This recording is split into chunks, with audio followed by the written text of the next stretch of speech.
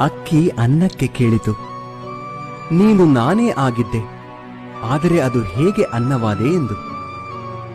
ಅನ್ನ ಸುಂದರವಾಗಿ ಉತ್ತರಿಸಿತು, ನೀರು ಮತ್ತು ಬೆಂಕಿಗಳ ಸಂಪರ್ಕಕ್ಕೆ ಒಳಗಾದೆ, ಅವುಗಳ ಸಂಸ್ಕಾರದಿಂದ ಮೃದುವಾದೆ, ಮಧುರವಾದೆ. ಅಕ್ಕಿ ಎನ್ನುವ ಭಾವ ಕಳೆದುಕೊಂಡೆ, ಅನ್ನ ಎನ್ನುವ ಅನುಭವ ಪಡೆದುಕೊಂಡೆ.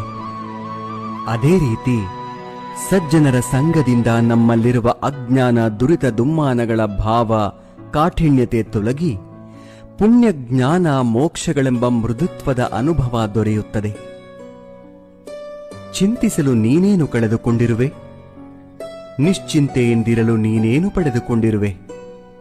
3 ದಿನದ ಈ ನಾಟಕದಲ್ಲಿ ಕಳೆದುಕೊಳ್ಳಬೇಕಾಗಿರುವುದು ಕರ್ಮ ಒಂದೇ, ಪಡೆಯಬೇಕಾಗಿರುವುದು ಪುಣ್ಯ ಒಂದೇ. ದೊಡ್ಡ